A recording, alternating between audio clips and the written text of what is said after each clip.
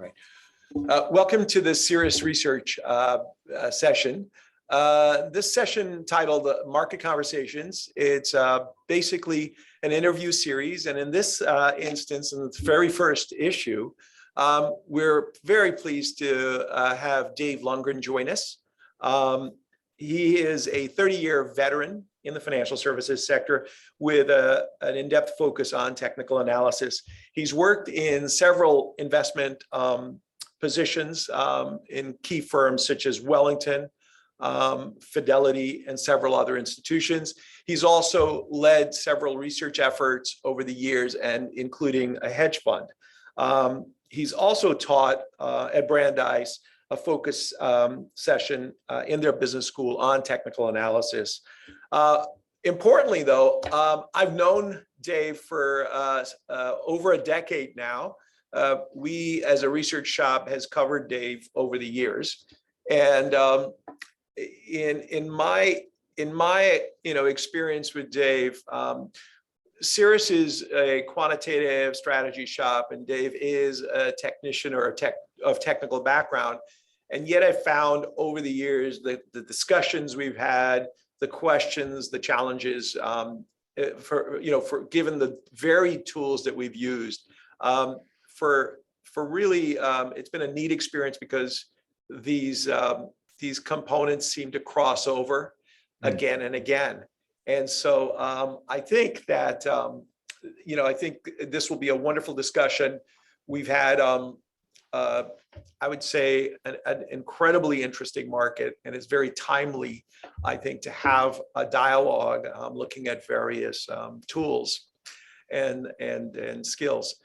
So what I'll do is I'll just open up with a few observations on the market. November was an incredibly volatile period. December's opened up in a very, very interesting way. I'll start with some of the top-down observations we've met, and then we'll go into some of Dave's observations, and I think as we go, we'll have some dialogue as we continue. So this cover slide represents a recent publishing of ours. It comes out of a monthly report called Signals. It summarizes how we're positioned on really major elements of the market. For instance, stocks versus bonds. This asset allocation model that we run, it still remains squarely overweight in fixed income, which is super interesting. That said, the exposures have started to climb quietly in the last few months. In addition to that, the size premium in terms of big versus small, this model has been really in the last few months in a large cap leaning fashion. And in most recent period, it went from an overweight large to a lean large. In terms of growth versus value, the middle section there, the middle card, as we call it, remains about 5-6 months ago, really shifted from evaluating more towards growth and most recently to an overweight growth. And then finally, in the last couple items, the major change that I'll probably talk about is this idea on our risk appetite measure, how that reading has come down meaningfully in the last few months. In fact, at the end of November, given the drama that we saw there, what we noticed was the risk measure has actually broken through some meaningful low, and I'll walk through that in a second. And then finally, on crowding, we have a fairly interesting measure on market crowding, and that reading up until about 5-6 months ago was basically flashing red. It had called for, since September of the prior year, a broadening of market or a break in leadership. And to some extent, I think from fall of last year, that's exactly what we saw. 5-6 months or so ago, this reading is settled. What we like about this is that the expected returns at market tend to be higher when the market is more even-keeled, less crowded, less concentrated. I wanted to get back to this most recent update that we've done, which is our Cirrus risk score. And without going into it too much, this curve basically registers the risk-taking appetite in the States. We've built this out for several key regions around the world. And what's important about this is that it was really last year, August, September, where this reading spiked to above normal levels. It stayed there for almost, I would say, maybe 9 months. And then finally, about 5-6 months ago, it started to roll over, become where risk appetites were, in my simple word term, stupid high. And it finally started to roll over about 5-6 months ago. What's important, though, is this reading now suggests that the risk appetite in the markets are unusually low. And the big picture of this reading, which we like, is that it is a really important contra reading, meaning when we all love risk, the expected returns for the market 6-12 months out is below average. And when we're fearful, that's really a time where the expected returns in the market are highest. So we think this is super important to discuss because we certainly have a wall of worry that everyone is challenged with, whether it's the tapering dance or yet another new strain of COVID, inflation, et cetera. So I think there's plenty to debate. If we look to a couple other things that I thought was interesting is that's driving the marketplace is that quietly in the last few months, even though we've seen a lot of challenges with innovation stocks, we've seen challenges on reopening stocks. What is interesting is we've quietly seen infrastructure shares quietly start to move up and outperform in the last few months. This chart represents the performance of our Cirrus Infrastructure series. There are 3 performance indices here: large cap, mid cap, and there's also a small cap series as well. We're only depicting 2 with the market in the middle. But the bottom line, though, is that the outperformance that's begun, as we've seen a 1-year window where the performance has actually been quite good. And then recently, the relative performance has begun to improve. So that is something that we're definitely focused on and doing quite a bit of work in.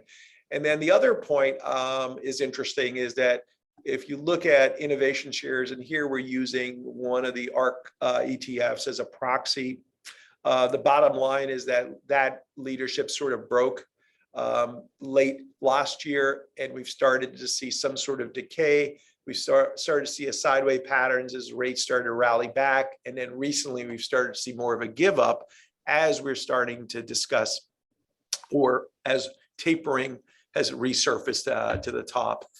And one other thing that we're noticing is that in terms of the home and away, the reopening baskets, they had done fairly well, but with this recent second strain, we've seen a pretty serious pullback in those shares. And so that's something to be seen.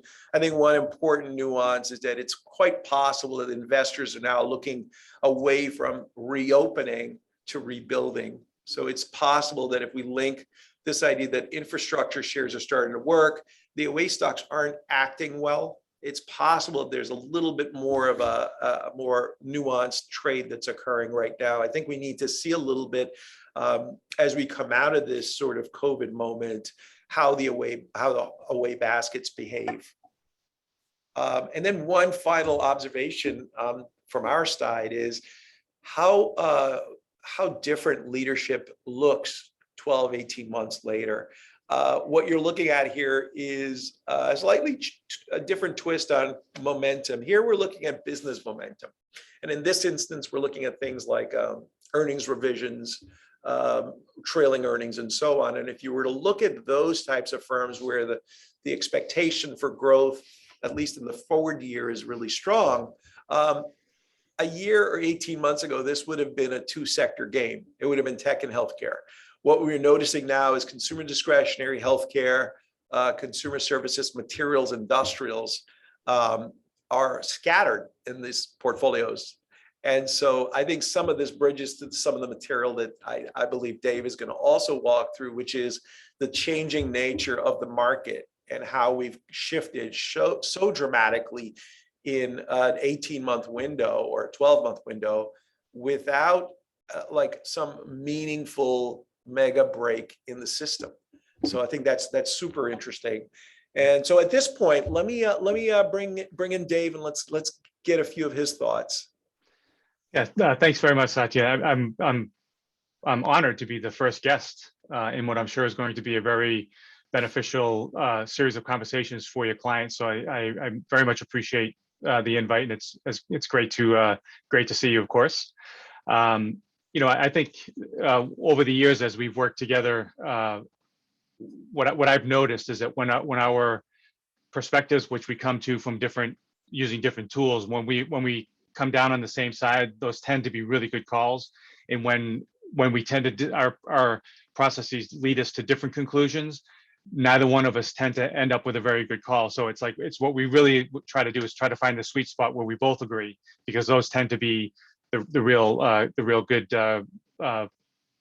opportunities for the coming 6 to 12 months. So for me, I mean, when you look back over the past year, you just hit upon it, it's been a very, very volatile year beneath the surface. So you have the S&P just kind of trucking along as if there was nothing to worry about, but beneath the surface, we've had massive rotations. And the only thing we can identify that's good about that is that while we've rotated, what we didn't do, which is traditional in a bear market, is we didn't rotate into safety. So utilities and staples and that kind of thing, they never really came to the fore in terms of leadership throughout the course of the year. So yes, we've had some meaningful corrections. Satya, you just showed the ARK ETFs. I mean, that ETF is down, 50 or so some odd percent off of its highs, probably more than that. And from my perspective, I can't make the case to own those names, and I haven't been able to for a while. But what the good news is that while we've rotated away from that, we did not rotate into safety, which is what's kept the bull market alive. So we've seen massive rotations in leadership, but the bull market has persisted, reflecting that sort of risk-on structural secular bull market that I think is still in place. So within small caps, if you want to maybe go to page 11, the first page for me, Yep. this is a chart that shows the relative performance of small caps versus large caps. So that's the black line there. Yep. And you can see, obviously, after the COVID bottom, small caps with the massive injection of liquidity into the market came roaring back after a massive decline in 2019. And so now we're just kind of left in no man's land. And I just kind of feel that's the way it's going to be at the index level. So I think most of the opportunities within small caps, within even large caps, are going to be more idiosyncratic and fundamentally driven. And when you start to compare the top-down indices to each other, it's just going to be kind of a garbled message. So most of the opportunities are going to be driven by the sort of the one-off stories and the fundamental drivers beneath the surface, as opposed to getting some big factor tailwind. So in the case of small caps, what you can see in this chart is small caps, the black line relative to large caps have mirrored rather well inflation expectations, which is the gray line. And this is just a simple proxy for inflation expectations, just taking the TIPS ETF versus the TLT ETF. And you can see that they tend to move, small caps tend to outperform when inflation expectations are rising. So this is sort of a risk-on metric. So it's not surprising that small caps relative to large caps would sort of move in tandem with this risk-on, risk-off metric. But the point is that as long as inflation expectations are really, as you can see here, they're starting to roll over again. And as long as that's the case, I just think that your stock selection within small caps are not going to benefit from being small caps. So the factor of small caps is not going to benefit. It might even be a bit of a headwind. And I think until we get a meaningful turn in these risk-on, risk-off metrics, I think it's going to be the case. If you go to the next slide, you can see this is a little bit busier. But this is just a series of risk-on, risk-off metrics that I use. So back up one, yeah, there. And you can see how these all basically peaked in Q1 of this year. And that's pretty much right when small caps peaked relative to the market. And that's when the ARK ETFs peaked relative to the market, and certainly in absolute sense as well. And I just think that these are the drivers that matter to the market, and it's what differentiates the attractiveness of one factor versus another. And as you can see, there's things in here from the 10-year yield, inflation expectations, and credit spreads in the top. And then you have banks versus utilities, copper versus gold, the Aussie yen, and high beta versus low volatility in the bottom panel. And you can see how they've all rolled over since the beginning of the year, and that's the driver. That's, to me, that's the line in the sand that matters at this point. As long as these risk off metrics are heading lower, you know, it's going to be a lot more. It's going to be tough sledding for stock selection within factors that benefit from risk on environments, if that makes sense. Yeah, you know, Dave, if I can interject, one of the interesting crossovers on the size premium in your call, I think it feels about right, because we've also been talking about on the fundamental side how the profit cycle will continue to grow and expand, but potentially at a slowing rate. And so if you start to see sort of like the you know, you're moving away from the acceleration of earnings, we think that what that forces is more of a focus on margins and quality. And so when you think about it, it puts small caps at a disposition. And so the easy trade is probably behind. And the other thing that's gaping risk within the small cap market is, I've always claimed that that segment is like a two-headed beast. It's it's like deep value situations and aggressive growth, and you put them together and you get this small cap market. And what's interesting is that if we continue to talk about tapering and risk and rate risk and so on, the growth component, which is fairly excessive, will likely be this sort of like dead weight loss in the Russell. So I think we're coming to this really similar conclusions, but if you peer that fundamentally, I think you have a good backing as well. You know, I think that's a really interesting observation. If you look at page 14, what we're seeing actually in small caps. So the top, both of these charts are growth versus value, but the top panel is growth versus value in small caps, and the bottom panel is growth versus value in large caps. And you can see that there's a significant difference in the two trends. It's been a massive, typically they move together, but of late, since the latter part of last year, and certainly Q1 of this year, which is what we talked about in terms of all these risk on, risk off metrics breaking down, you can see that there's a massive disconnect within the growth versus value relationship when broken down by market cap. So does that? Yeah, no, that's we've noticed a little bit of that, but this chart actually fleshes out really well. Right. So if you go to the next page, this is just again something that I've been following all year, and you know, with me being a trend following, momentum, technical type of investor, you can imagine why. Not only have I not been long in this space, which is this is the family of ARC ETFs. This is the various ETFs that are available, but these have actually been some great shorts as well. So we're quite extended down here, which you mentioned, and I'll show you some slides as well that suggest that the market's really in the past week has become very extended and sort of oversold on the downside, ripe for a bounce, which corroborates your one of your observations as well. But you can see that as long as these charts look like this in the ARC ETF family, which is sort of the hyper growth, transformational type technology names, as long as they look like this, you know, I think we're just going to have to be looking for other places for leadership, because it's certainly not coming from here. Yeah, definitely. An anti-ARC curve, I guess. Yeah. So the ARC is sinking. The ARC is sinking, so we need to either bail water or find another ship. But to your point, and I really think this is interesting. You know, when you talk about rotating into infrastructure type stocks, which is important. So like when you see leadership break down like this, the first question you should be asking yourself is, well, if it's coming out of here, where is it going? It's going. Yeah. And as long as we are not going into staples, utilities, REITs, and things like that, which is the market's indication that it's hunkering down for a safety event, right? We're fine. We just need to find out what that leadership is. And I really like the idea of the infrastructure coming on, interestingly, at a time when the opening economy stocks are starting to falter. So the market's being really specific in the bets that it wants to make. So you know, that's definitely something worth keeping an eye on as we go forward. You know, another thing I like to really watch, particularly being a momentum investor, is if you go to the next page. This is the momentum ETF, so that you can purchase the momentum factor in the form of an ETF. It's MTUM. And on the bottom, that's the momentum factor relative to the market. And you can see that over time, we all know this. We may not like it, but we know it. The momentum tends to outperform the market. And we can see this playing out here on this chart. But what we've noticed is again another example of this sort of breakdown in leadership. As the market moved, as the momentum ETF moved to new highs more recently, the relative performance has really tapered off considerably, which is an indication that the market once again is rotating. And so when we look on the left-hand side, what we can see is, as it stands right now, 35% of the momentum ETF is in technology.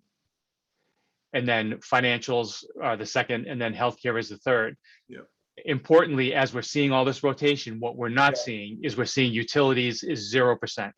Staples is like 3%. So in a bear market, those two sectors will work their way up. How do they do that? Well, they oftentimes in a bear market, they work their way to the top of the relative performance rank by going down less. Yeah. And we're not seeing that at all. So that's a big plus. Would you say a year, 18 months ago, when you looked at the components in here, what do you think the tech healthcare weight was back then? So that window of time, of course, is just right around the COVID situation. But let's say last summer, or I'm sorry, summer of 20. Yeah, so summer of 20, which would have been just after the COVID. Yeah. So it was technology in a very interesting way. As the market fell apart, technology continued to lead throughout the COVID crisis. And then when COVID bottomed, they retained their leadership up until recently. In fact, the XLK, which is the technology ETF, just recently hit new relative performance highs again. So within there, you have semiconductors, and within there, of course, you have software. Those are the two most dominant, most persistent leadership groups within the market for the past, say, 10 years. And as we've gone through all this rotation, what we have noted is that within technology, and again, you can see technology is still the largest sector exposure in the momentum ETF. That's largely, again, going to be semiconductors and software. And you can see that they're dominating the momentum ETF, and the technology ETF most recently just hit relative highs again. Okay. Yeah. Great. But when you do the same analysis on the small caps, which is the next chart, again, this chart shows the relative performance of small cap momentum versus small cap index. You can see a big collapse again in the relative performance, which started in the latter part of 2021, so sort of ushering in what ended up becoming a highly rotational environment. Right. And when you look at the sector representations within this sector, you have discretionary financials, healthcare, industrials, and then technology doesn't appear until the fifth one. So within small caps, it's a much different makeup in terms of what is leading. But what's most important is that all of the safety sectors are at the bottom still. Yeah. Interesting. So as small caps have struggled, as they've struggled, they're still struggling, but within themselves, their leadership is still cyclical. And that's super important to pay attention to as time goes on. Very good. Yeah. Okay. Well, terrific. Any other comments, observations? Yeah, I think maybe if we hop over to 22, this is, I'm sorry, not 22, 23. Yep.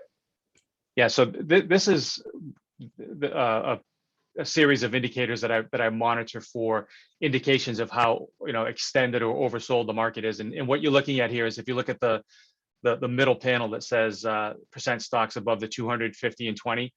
And when you get a majority of stocks that are below their 20-day and the 50-day moving average, which you can see down here, just a little bit lower there on the right. Right in there, that's a very oversold condition. And when you get an oversold condition like that within the context of an uptrend, which we can clearly see we're still in, that's generally a good indication that selling pressure is over, and then you can start to look for other triggers to indicate that sort of like to sort of triangulate the conclusion to make ensure that we're near a trading low. So this is called breadth, like the percentages of stocks above and below various moving averages. We can say breadth is definitely oversold here. If you go to the next page, and you're looking at volatility, this is the volatility index in the middle panel. Sure. And then the bottom panel is the VIX curve, which is just comparing the 1 month volatility to the 3 month volatility. And whenever the 1 month volatility gets higher than the 3 month volatility, in other words, investors are reaching into the future and pulling the fear of volatility into the pricing of the 1 month VIX relative to the Short 3 month term. VIX. Yeah. Yep, you know that people are freaking out. So here we have two charts showing that the VIX is spiking above 30 and the VIX curve inverted, so it went above 1, all during this oversold condition, which I indicated with the breadth on the previous page, all within the context of an uptrend. This is just a really low risk point to be taking the other side of this recent weakness and just to actually, at minimum, stop selling. If you're short, cover shorts, and if you've been looking for names to on your preferred watch list to buy, when you're oversold like this in the context of an uptrend, this is a good time to pull that trigger. Just another one. If you go to the next page, I think this is interesting, and I don't know, maybe in your quantitative work if you have any insights on this, but this is the on the bottom panel. This is the put call ratio, and you can see that over time on the sort of on the left side of the chart. One more page. Sorry. Going in the other direction. Sorry about that. That's okay, right there. So yeah, on the left side of the page, you can see that this held to a pretty consistent range in terms of what's considered overbought and oversold from a put call ratio perspective. But what's really changed since COVID is the whole curve is just kind of like shifted down. And I just wonder if we're not in a new regime from a volatility perspective, as measured by the put call ratio. But if indeed we are, you can see that whenever the amount of puts being transacted relative to calls spikes, you're at a trading low. And relative to the recent regime, you can see that the pink line in the bottom right hand corner has spiked to the high end of recent data, suggesting that once again, at least within the current regime, we should be and could be at a trading low as well. So that's what I would say. I think the good news is that the leadership remains cyclical. It's very idiosyncratic, and I think in terms of benefiting of being or being dragged down by the factor that you're in has been for really since the early 2000s. It's been driven by what inflation expectations and these other risk on risk off metrics have been doing. Right now they're starting to roll over, which kind of sucks a lot of the energy out of the market and makes it perhaps more narrowed, but in more idiosyncratic. But the most important thing while all that rotation is taking place is that the safety sectors are not coming to the fore in terms of leadership, and I think that's really important for the longevity of the bull market. Yeah, that's really neat. I mean, I think this idea, fundamentally, we talk about it in terms of quality. I love what your call out here is that you're not worried unless you start seeing basically soap and utilities surface to the top. If we see that, that's a very different market on an absolute return basis. And certainly, again, another change in leadership. Right. So I think that feels about right. And I think, from a strategy standpoint, I think the interest rate story is underneath this, because if you end up getting an overreach in terms of tapering, we could potentially see these valuations break down harder than you think. Yeah. Or if the Fed ends up being, let's say, allowing things to run harder, it may be that the capital markets tighten. Maybe we end up seeing the 10-year sell down just because the Fed is not doing anything. Right. So it's a really important pivot point. I think bringing it back to like overall views, at the end of the day, focusing maybe more on the quality, looking out for whether or not quality are good industrial infrastructure companies, or it's, soup and soaps, that's a really critical trigger I think you flag here. The other thing I like about what you've done, and what's cool is that, we're in very different disciplines, but you're bringing up stuff that like inflation and how it links to the size premium. That's stuff that's like really terribly important in our discipline as well.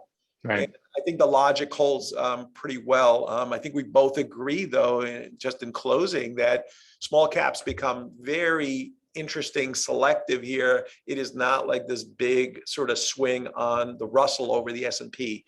But you do have some interesting pockets here, like value over growth, if you get this sort of like reflation trade. and potentially the aggressive growth names could be the deadweight loss in the Russell.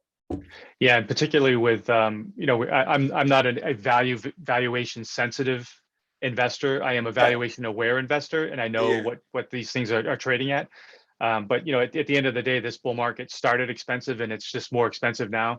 So in the heat of the moment, valuations don't really matter to me. But when you do start to see things start to flag in the other direction, in the level of valuation that we achieved during the last leg up is from a price to sales ratio, there are more stocks with an excessive price to sales ratio today than there were in 2000. And so we all know what took place when that bubble unwound. And so I want to be mindful of it. But when I see things like that, the ARC ETFs doing what they're doing, and the growth within small caps doing what it's doing, and I know that the valuation spread is so wide, I think really just hunkering down, listening to the message of the market. And if your infrastructure stocks really start to work and there's valuation support there, I just think that's a really good way to engage with the bull market that's still ongoing while at the same time getting the tailwinds of the factors you're identifying.